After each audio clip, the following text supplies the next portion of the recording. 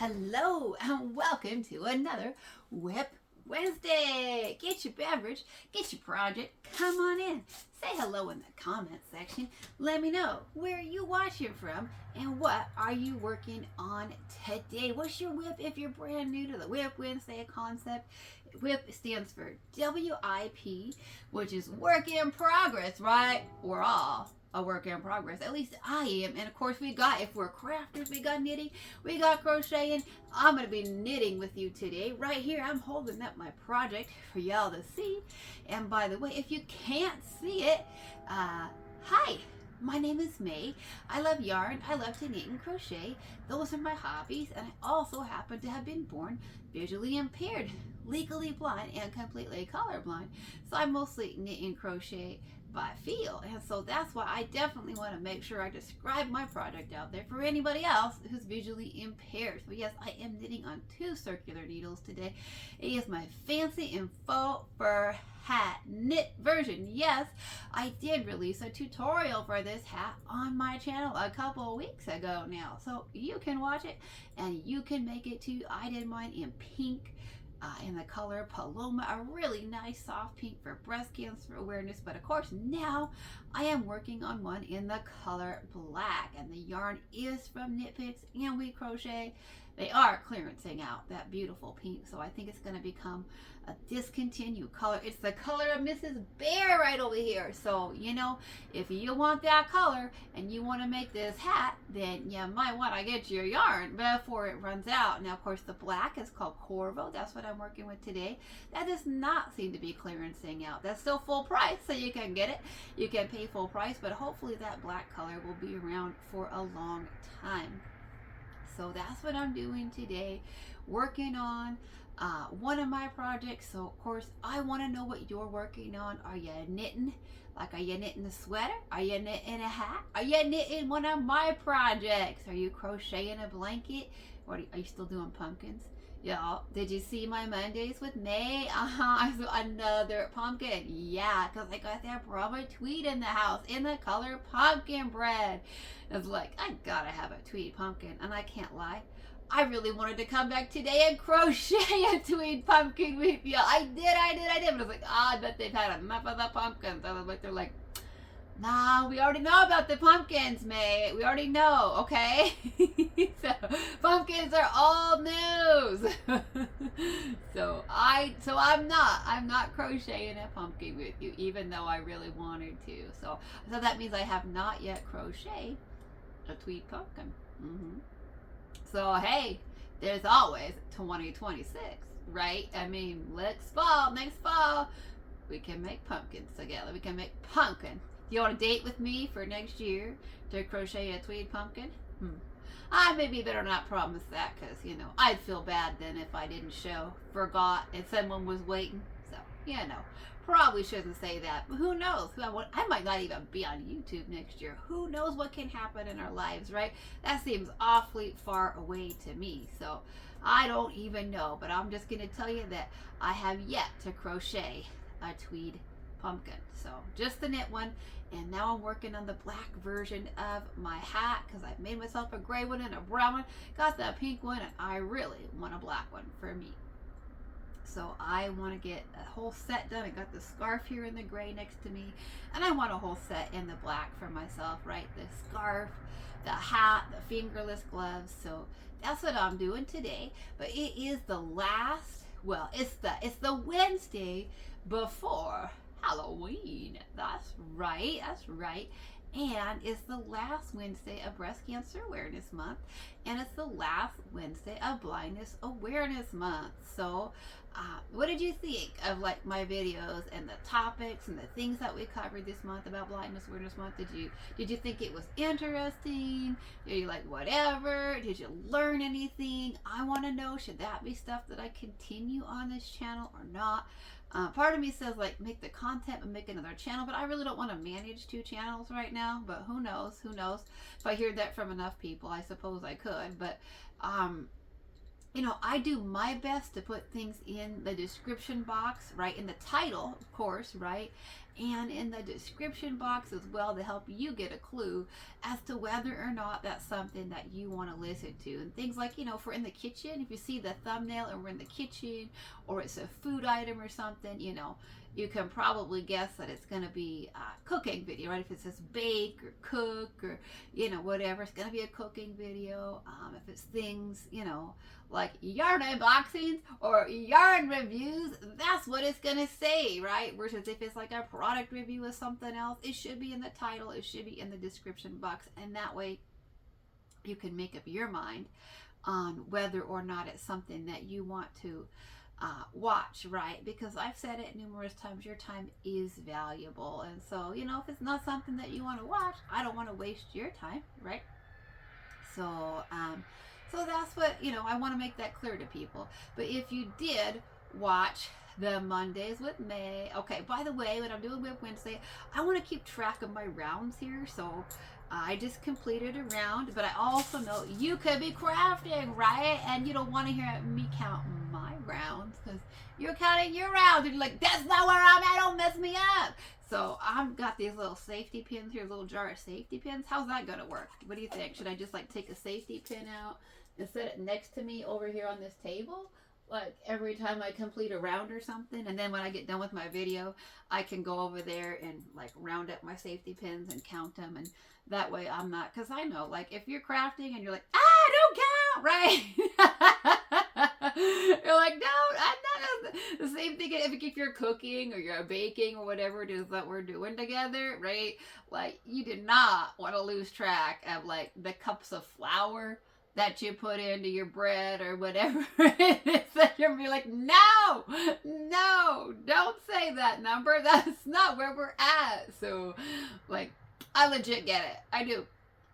But I also, with this furry yarn, even though it's big and the stitches are big and it's kind of like easy to feel, it can still be a little challenging for me to feel for sure and count my exact rounds. And I do want to keep track of my rounds on this. So I think I'm going to try that today.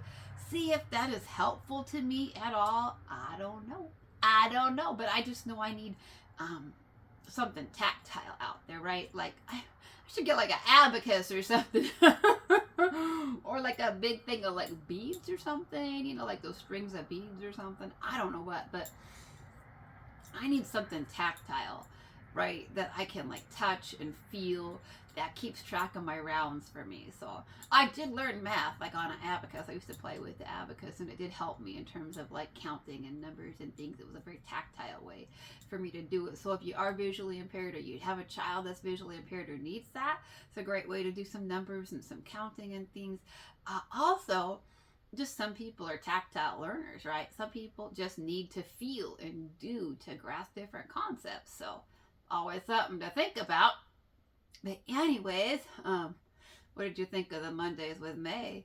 Are you still appalled that I told the poop story on Monday? Are you still judging me? It's okay. But that's like a legit question that people have asked me so many times. Is like, what's it like to have a guide dog, right? I've heard that question a lot. People really want to know, like, not just that's a cute puppy. Oh, that's cool. He helps you, to cross the streets and not bump into stuff and all that, and that's cool, right? That is very, very cool. Like, the most important thing, right, is the whole traffic thing with guide dogs. Very important, helping us to detect traffic in cars and when not to cross. We still tell them, by the way, if you don't know that for some reason, guide dogs don't make the decision on when to cross the street for us, okay? They don't. They don't. So we still use the same street crossing skills that we did with our white canes, and which I still do with my white cane. I listen with my ears and I make the decision to cross the street or not, right? When I have my white cane, it's just me, and I make the decision on whether or not I should cross the street. And I do the same thing when I have a guide dog. But then when I think it's safe, I tell my guide dog forward, and then they make the decision. Once I listen for traffic, I listen for traffic patterns, I make that decision, and then I tell them forward, and they decide Okay, yes, we're going to step out in the street. Or, hey, there's a car coming. Oh, no, we're not doing it. And they're literally trained to do that. They're trained. And that's the only time that they're allowed to what's called disobey us. And that concept is called intelligent disobedience. Really, intelligent disobedience. And that's the one and only time that they're allowed to disobey us. They're really allowed to make that kind of a decision is if there's like a car or like a dangerous thing in front of us, right? Like if I tell them forward and there's like a big hole in the street from construction or something dangerous, that's when they're allowed to say, no, I'm not going forward. I'm not doing it. You don't know what you're talking about, right? So they're allowed to disobey us, to not step out into the street in front of a car, and or if we're out in the street and a car's coming, they're trained to like back up and or get in front of us, literally put their body in front of us, between us and that car. Yeah, they're trained to do it, and it's crazy when they do it. It's crazy when you're like, oh my god, right? When that happens, it's like, wow, you have a whole nother love and respect for your guide dog. So I talk about these experiences all the time, but I don't always give people like, we'll just call them the dirty details of what you got on Monday, right? All that other stuff that goes along with it. But it's worth it, right? It's worth it to have a dog that can literally is trained to put their body in between you and a car. My dog, who I was talking about, Albie at Disneyland, he did that for me more than once when we were out in the street. He put his little furry self in between me and a car once we were out in the street, and then backed me up. And it is like, it's bizarre, it's rewarding, it brings you to tears, you're scared, you're crying, you're happy, like all the mixed emotions, right? You're happy that they saved your life, you're kind of like surreal, you're like, it's scary, right? I mean, the whole thing. You might be angry at the driver that didn't see you, and I mean, you're just like full of mixed. And let me tell you, when those moments have happened with me and my dogs, I've had like the whole run of emotions. Okay, so, but Albie certainly did that for me more than once. Put his little furry self in between me and a car and then backed up. So it's worth it to have situations like what I talked about on the poop story. Those things can happen because they're living, breathing, eating, sleeping, pooping beings, right? So that's definitely the difference between a guide dog and a cane, right? A cane is just an inanimate object. You don't have to feed it. It doesn't have to poop, right? It doesn't wake you up at 3 a.m. None of that. People don't have to touch it, that kind of a thing. So, well, actually, I can't say people don't ask to touch it. That's actually not true. People do ask to touch your cane. They just don't usually want to pet it, and they don't, it's not as often. It does happen. I shouldn't say it never happens. It actually does happen, just not as often. But people do ask to hold it, and all that kind of stuff. So, anyways, though, if you have any questions about some of the things that I've shared this month, please feel free to leave them in the comment section, and I will do my best to either address it in the comment section or address it in a video, make a video about it. We can talk about it. So, maybe next month, maybe next year, I don't know, but certainly feel free if there are things about, my experience as a person who's lived my whole life legally blind and with a visual impairment. I definitely want to try to help and educate, whether it's for you or a family member, friend, coworker, whatever, right? So I just want to put that out there for you. But I think there'll still be some educational stuff on visual impairments on my channel. I'm just trying to figure out, like, where to put it, right? Like, where to put it and how to do it and how to distinguish it, from other topics and things, so that if you're not at all interested, you don't click on it and then be like annoyed or something. So I'm trying to navigate all of that still. Don't know if it'll stay maybe under like the Tuesday Talks kind of a thing. And I'm sure we'll do don't assume though that every Tuesday Talks is about visual impairments. Some of them may also be about visual impairments, but I also might do some Tuesday Talks on yarn, on needles, on hooks, on, sometimes we do Tech Tuesday. I think I just did some more rounds and didn't put a little, OMG, y'all, here I am, like, blah, blah, blah, blah, blah, talking away. Said I had, like, I got this system. I got it all figured out. Who I'm going to keep track of what I'm doing. And then what did I do? I put one down. I forgot one on the last round, y'all. I forgot to put something down there. So, okay. And I'm going to finish this round.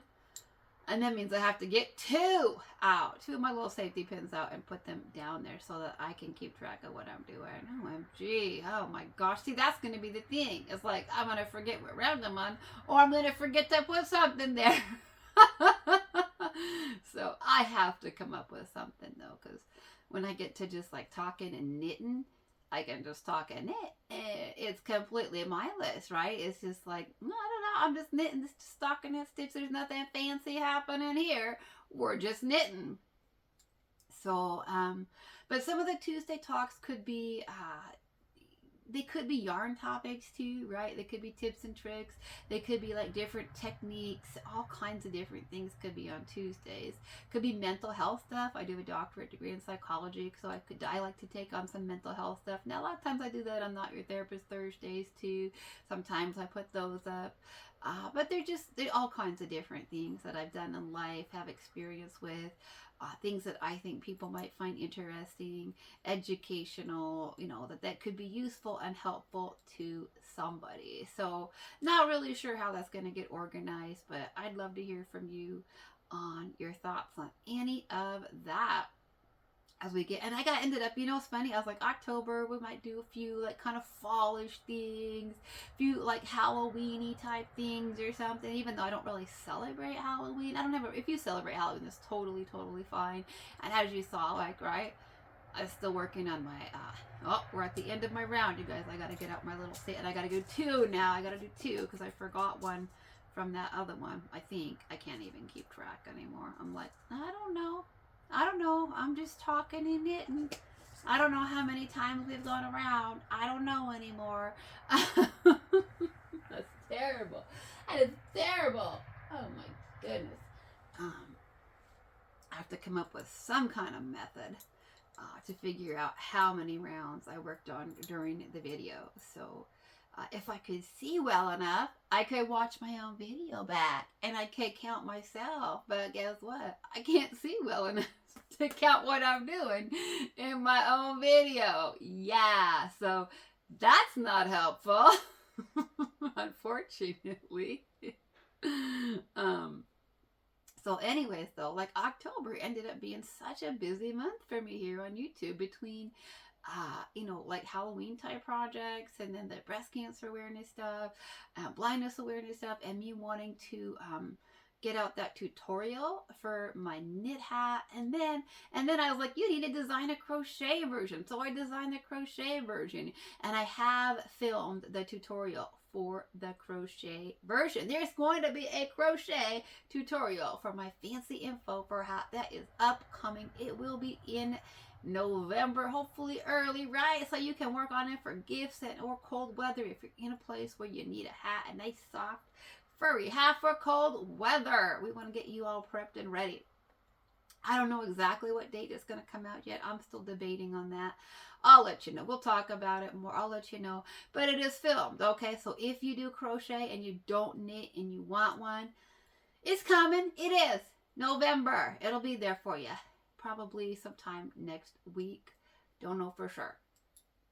So anyways, let me know though, like Halloween, Blindness Awareness Month, breast cancer awareness. So I forgot all about Socktober, like completely slipped my mind until I got, the email from Knit Picks about the Socktober sale. It's like, what? Socktober? OMG, I neglected my Socktober socks that I was designing for everybody. So, don't know when those are going to come out for y'all. Don't know. Hopefully before Christmas, but maybe not, right? I mean, socks are a great Christmas gift, but maybe not. I don't know. It just depends on what else I get inspired to make in November. Will I feel as busy? Will I feel as crazy? Yeah, probably. But you know what? Let's stay focused. Let's stay in the present moment, because it's super easy to jump into the future and get anxious about November, the holidays, Thanksgiving, Christmas, all that. Like, we're not going there yet, right? Not yet, not yet. Let's get October over first. Halloween is coming up. If you celebrate, let me know. What are you doing for Halloween? Are you trick-or-treating with the kiddos?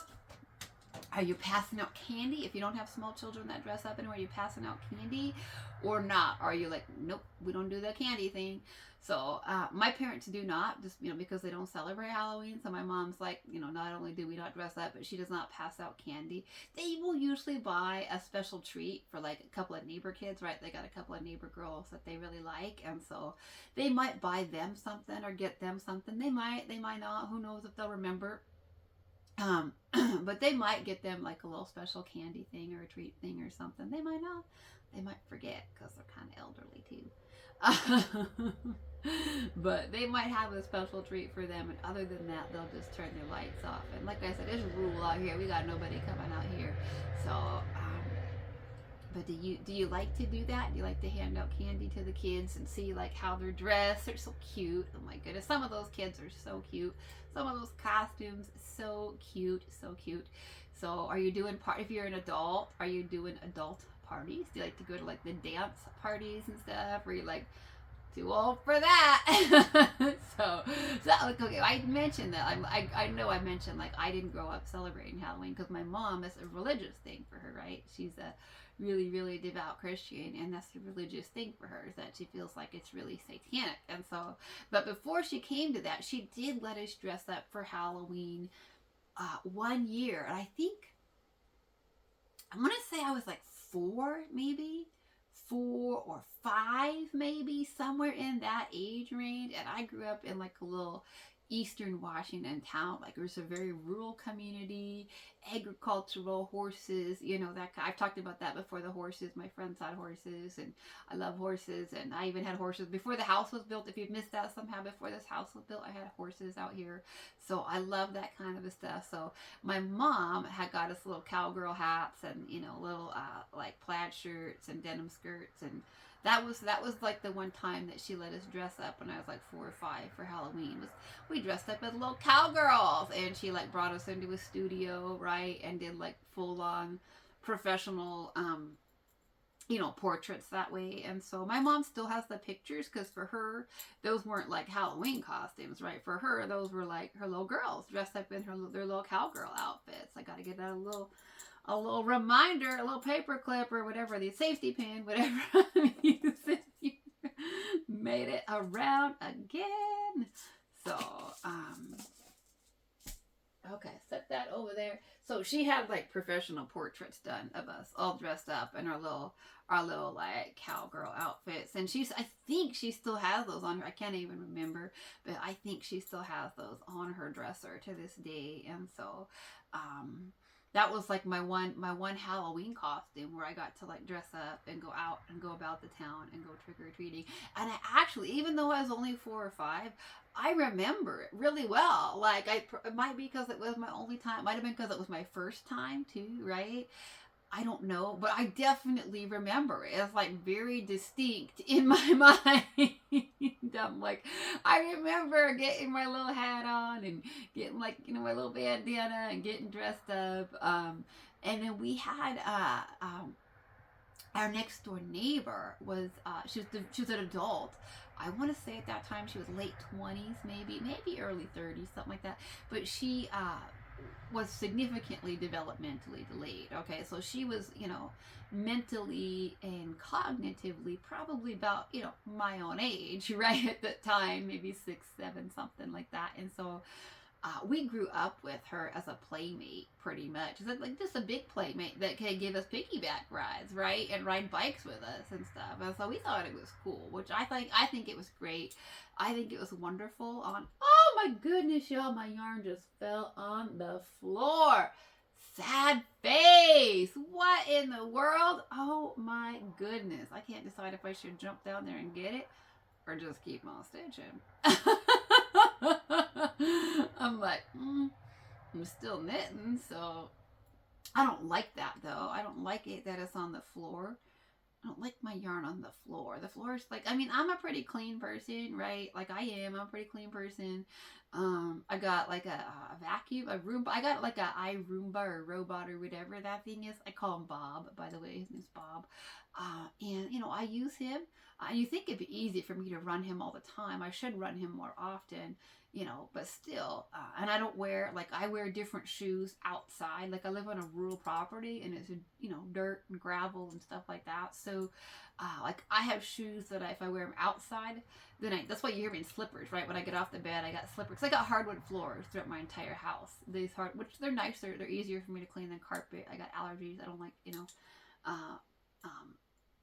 dust and things, allergens that build up in carpet, all that. So I have these hardwood floors throughout, so they are easier to clean. I don't mop them as often as I should, right? And so, but I do wear different shoes outside, and then when I come inside, I put on like slippers or sandals or something, right? And so I don't track in dirt and stuff like that. Just, you know, in an effort to reduce cleaning, right? Just to try to keep, just to try to have to cut down on the cleaning and the vacuuming and all that kind of stuff. For me, it just makes sense. It's like, you know, don't wear the same shoes, you know, that you wear outside in the dirt and everything inside, and that way there's less to clean and all that kind of a thing. Just like a thing, but it's okay. So anyways, so I do try to keep my floors pretty clean, but you know, and I'm like, are they super clean right now? Is my yarn gonna be okay? I get a little bit like weird and paranoid about stuff like that. I'm like, is the floor clean enough for my yarn right now? OMG. I'm getting a little bit weirded out that my yarn is on the floor. OMG. I'm like, oh, it's on the floor. You know, I don't know. I'm kind of strange about those things. Just a little peek inside of my mind, right? So it's kind of bothering me. I'm like, I don't want to get down off the bed, and that seems rude to hop down for a minute when you guys are right there. But at the same time, it's like I could pause the camera, but then it'd be super quick. It's actually further of a distance for me to go over there and pause the camera than to just hop down and grab this yarn, because, you know, it's right there, right? It's right there. So I'll probably do that when I get to the end of this round and get my next safety pin. I'll probably hop down there and grab the yarn. I don't really like that, though. I like to be careful when I'm getting on and out the bed, so, you know, you're not seeing my butt, right? That's like a legit thing from, oh my god, okay, get the camera on and off without showing your butt on camera. I don't know if y'all know that, but that's like a legit thing that I get paranoid every time I like get up to start the camera and, you know, get on the bed or get into the right position or get off the bed. I'm like, don't let him see your butt. Oh my god, don't let him see your butt. So I'm sorry. That's just me. So it's just so weird. So I'm like, I don't really want to, like, you know, get on and off the bed extra and deal with that whole thing, but it's either like, OMG, it's bothering me that my yarn is on the floor, or that, you know, I have to worry about my butt on camera one more time. So okay. And now my safety pin just went flying. So this show's going a little different than usual. Okay, safety pin out, end of round. Okay, you guys, I'm gonna do it. The yarn's really bothering me. We're gonna hop. These are culottes, by the way. That's not a shirt, so, you know. Okay, so we're going to hop down here. We're going to fetch our yarn, because I can't stand the idea that it could be picking up, like, I don't know, floor cooties or something.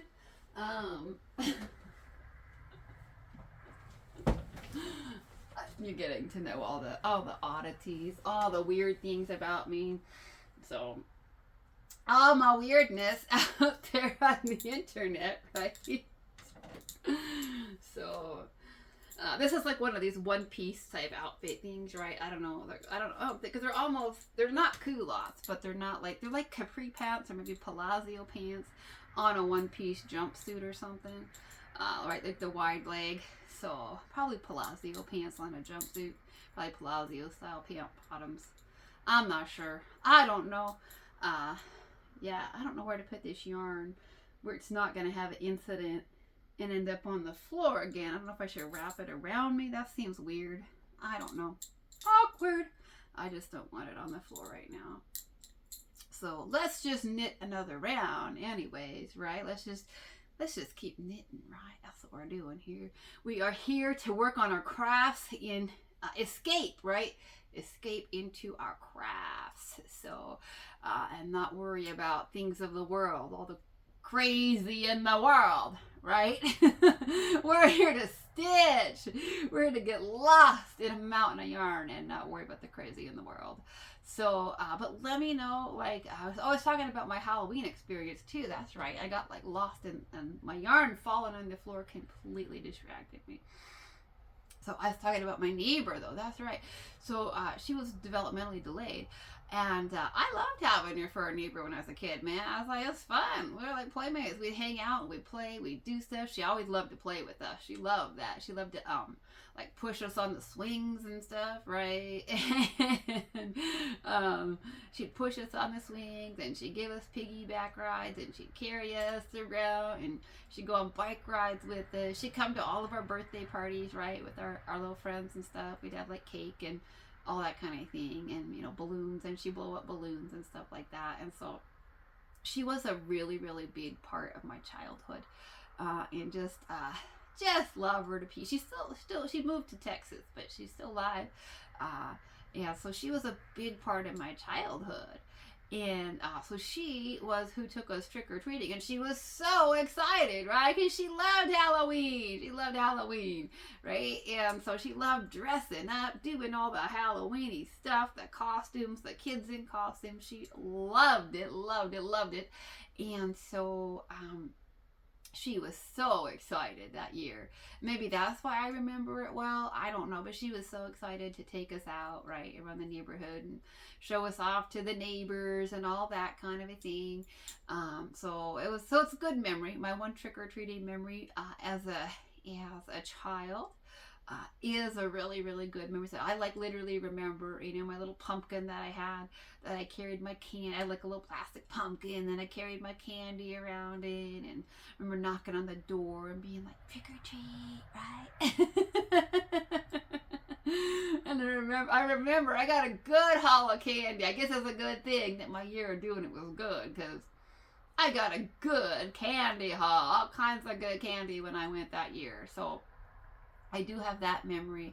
And then one time when I was a teenager, I want to say I was like 14, I think. And I was like, just really on the edge. I was really too old to be trick-or-treating, right? At 14, you really are too old, I think, probably, to go trick-or-treating. But I had some girlfriends. I was in middle school, and I had some girlfriends, and they were like, let's go trick-or-treating one more time. You know, we're going to, you know, with our lab, we probably won't be ever trick-or-treating again as kids. And, you know, so I forget even what we did, but it was like I think four of us were like, 13 or 14 or something. It's middle school age.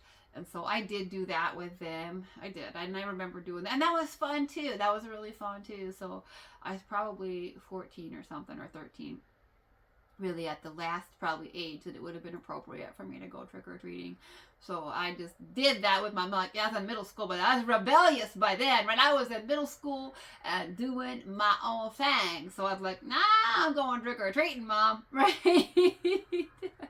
And at that point in my life, she was like, if that's as bad as it's gonna be, go trick-or-treating, right? Because I was doing a lot of other crazy stuff by then. I was like, doing lots of other wild stuff, lots of other crazy stuff with my girlfriends, and with my boyfriends and all that. And so she was like, yeah, trick-or-treating, right? Like, go hang out with the little kids, right? She's like, little kids trick-or-treat, like 6-year-olds, 7-year-olds, So if you're going to be out on the street with, little children and family, by all means, at least you're with 3 girlfriends, and you're not with one of your stupid boyfriends. You're not doing something stupid, right? So by then my mom was working too. She was working well, she was working the whole time, but she was working the evening shift, you know, the 3 to 11. And I think my dad, when I was at that age, both of my parents were working full time and in the evenings anyways. And so they weren't like even around to say no, okay? My parents were both working. My mom was working 3 to 11 as a nurse, I think in the ER, I'm pretty sure. And so, you know, Halloween's a cray-cray night in the ER, right? You're like, you just know that, you know, stuff's going down, right? On Halloween in the ER. So, you know, she had that going on. And then my dad was cooking at a restaurant. I don't remember which one, but, you know, probably 2 restaurants. You know, he often worked at 2 restaurants. And so, okay, another round. We're at the end of the round. Gotta stick out a safety pin. So he was, you know, working a dinner shift, cooking dinner for people on Halloween. So, you know, my parents weren't even home at that point, and I was a teenager, and it was pretty much like, you're not gonna be there to be like, no, you're not going trick or treating, right? So, so I have that memory too. And then I didn't really do any other Halloween stuff till I got into graduate school. And then it was like, you know, and then I was like, okay. So then when I got into undergrad, so that was the last time I did something for Halloween, by the way, when I was hanging out with my middle school girlfriends, my little middle school girls, a little 4 of us. That was like the last time that I did anything. And then after that, like, whatever, Halloween, that's for kids, you know, that's for little kids and whatever, right? So I'm too cool for that now. So so then let's see, when I was in college, when I was an undergrad, I was a very, very serious student. I had a boyfriend, one steady boyfriend who my mom loved. And so I was just way too focused, right? October, you're looking at like, you know, midterms, college, midterms, papers. And so I didn't even have time for that nonsense. No way. So we didn't do any parties. And I usually spent it with him if it was on the weekend. And he lived in a really remote rural place. And I had a guide dog. And, you know, we just did it's like any other day for us. We're like, what? Halloween? You know? So I didn't do anything for Halloween until I moved to Portland, right? So I moved to Portland, Oregon. And then I got into graduate school. And by then I was like, you know, and then when I was an undergrad, I was a super, super serious college student because I was on full scholarship. And I had to keep my grades up. I had to have a 3.5 or higher to maintain my scholarships. And so I was on full scholarship, and I was just focused on maintaining that GPA. And I was also focused on keeping my grades up so that I could get into, that was my goal, like get into graduate school, keep your grades up. Oh my gosh, I'm so worried about my yarn falling on the floor again. I'm gonna put it back out in front of me. Like, I don't even know, y'all, what in the world. So I was so focused on my goal of graduate school that I was like, I don't got time to party. I don't got time to do none of the stuff that y'all are doing in college, right? What y'all did in college, I like either already did in middle school and high school, like all the crazy. And then I was like, and I'm like super focused on keeping my GPA up, keeping my grades up, keeping my scholarship, because, you know, my parents were not going to be paying for my college. So, and I had to get into graduate school. So I did, by the way, I did in my entire undergraduate education on full scholarship. So I just went to like a little local community college for 2 years, and I did all of that on full scholarship. And then I went to a 4-year college. I transferred to Eastern Washington University, and that's where I went to and finished up my 2 years of undergrad. And I did all of that on full scholarship. In fact, you know, I had so much scholarship money from school that I actually had too much. Okay, one of the places that gave me a scholarship, I had several scholarships. Okay, I had scholarships and scholarships and scholarships. So I actually had too much money. And so when I finished my undergrad, I moved and I went to graduate school, right? And by the time I was in graduate school, it was all student loans, okay? I was like, and yeah, I had a 6-figure loan by the time I finished grad school. And I knew that was going to happen, which is why having scholarships in undergrad was super, super important to me because I did not want to add on to the tab that I knew was coming in the future. I knew I was going to have a big bill from grad school, and so I wanted to get everything funded that I could. So when I moved for graduate school, I had so much money left over that the Rotary Club, as our local Rotary Club, gave me a scholarship, and I had all these other scholarships, and they, one of the people who's, high up in Rotary, is our neighbor. He lives across the street and over a couple houses, and so he's a good family friend of ours. He and his wife, they're lovely, they're in their 80s now, bless them, they're so sweet. His wife's having some health challenges, just love her. They're both a sweet couple. So anyways though, so they were keeping track of my scholarship money. It was on their books already. They're like, they contact my parents and like, we have this money for your daughter. Like, it's on the books, right? And we can't, like, we have to balance our books. And we got this money, and we gave it to your daughter, and we have to get it to her. And so they got a hold of me, and I said, this is what school I'm going out. So they chased me down to another state and gave me the rest of my scholarship money, which was super, super cool, y'all. Like, how cool is that of them to have done that for me, right? I mean, that's pretty cool. So yeah, they chased me down, found me in graduate school, found my school, and made sure that I got that. And of course, I was grateful for every single penny that I got, but at the same time, it was like, in terms of my grad school loans, it was like, guess what? I still have a 6-figure loan from graduate school. So anyways, though, so that's what I was talking about. So I didn't do anything for hell. I didn't do anything to cray in undergrad. I mean, I did stuff with my boyfriend, but we didn't do anything too crazy then. So then, though, when I get to graduate school, I'm like, this is all on me. This is future me is paying the bill, right? Future me isn't like, you have to have a certain GPA. No, I did keep a good high GPA, though. I did. When I was in graduate school, I still had, I want to say like a 3.89 or something like that. I still had a good GPA. And in grad school, you pretty much have to, right? I think anything lower than a B was failing. I'm pretty sure in graduate school, anything lower than 80%, you failed. So, I mean, I still had to keep a good GPA, but it didn't have to be quite what it was, right, in undergrad. It wasn't about my funding. It was like, if you fail the class, then you have to take it over, and future me will be responsible for all of that. So, of course, I didn't want to do that. Like, the last thing that I wanted to do was pay to take a class over again in graduate school, even though it was going to be future me having to deal with that payment. So, but by the time I got into grad school, I wasn't quite, right, I wasn't like super laser focused because I met my goal of getting into graduate school. And then guess what?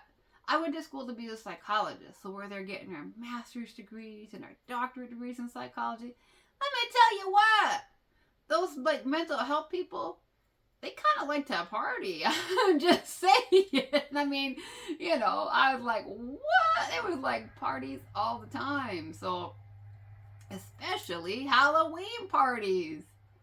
Yeah, it was craziness. So I ended up going to a ton of Halloween parties in my 20s. And that wasn't even, for me, it wasn't about, Halloween parties as much. Like, I did dress up, but it was like I dressed up as like, Raggedy Ann or like a nurse. I even just went as a Chinese woman one year. I know some people think that's hilarious. Some people think that's super offensive. If you don't know that yet, I am half Chinese, okay? So it was meant to be like a joke, right? It was just meant to be a joke. I'm a Chinese woman this year.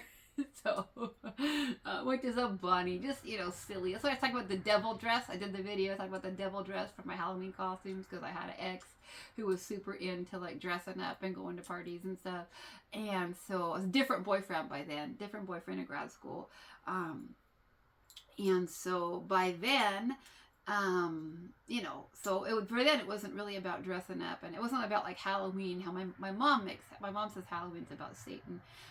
But for me, when I went to the parties in graduate school, it wasn't about Satan for me. It wasn't about worshiping Satan or sacrificing or rituals or anything like that. It was like literally just a social occasion. It was like, okay, a bunch of my friends are going to be there, and there's going to be music, and we're going to be dancing, we're going to be socializing, right? And we're going to bring food, and, you know, we're going to be out till 1 or 2 in the morning, and it's like midterms, and, you know, it's like a chance to let down our hair and dance and be silly and be goofy and, you know, socialize with each other like outside of their professional setting, and, you know, have some beverages, right? And all of that kind of thing. So there was definitely a whole level of silliness. I do have lots of pictures from those days. I do.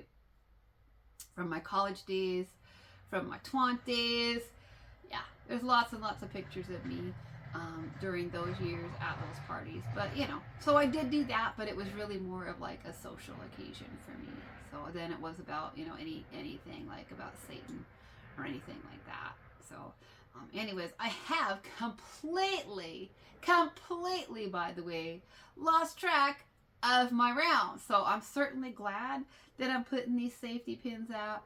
I really, really hope that I'm getting one out every single round now, right? We had our one little mishap, right? We had one little mishap where I missed a round. And maybe that's good, because now maybe I'm like, you know, like, okay, get your safety pin out, put something out there so you know what you're doing.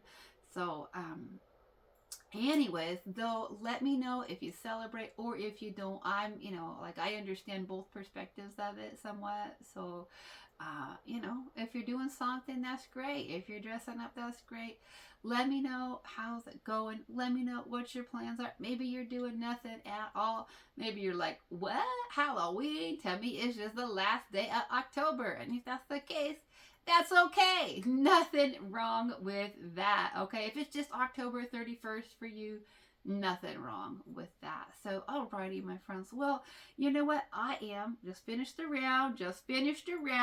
So, here's the hat. You want to see how the hat's going? We got to put a safety pin out for me so I can go collect these after my video. I really wish I could watch my video back and just, like, count what I was doing. That would simplify things for me so much. If I could just watch my video and be like, okay, May, okay, and then tally it up after that. But I can't see what I'm doing in my videos. Not a possibility for me, unfortunately. Just how it is. So, anyways, so here's the hat. Here's how it's looking. Here's how it is. This is what it's gonna look like when it's on. What do y'all think? What do you think? This is what we're going for. So, loving it. I could, like, just make it a headband too, but you know I want this to be a hat. So, alrighty, my friends. Well, I'm gonna go, and, you know, whatever you're doing, whether you're taking out the kids or the grandkids, or if you're gonna be out driving or going to parties or having beverages or whatever, be safe, okay? There definitely is some craziness that happens on Halloween. You know, people really do get up to tricks, and of course, if people are partying, the whole, you know, drunk driving thing, please don't drink and drive, please don't.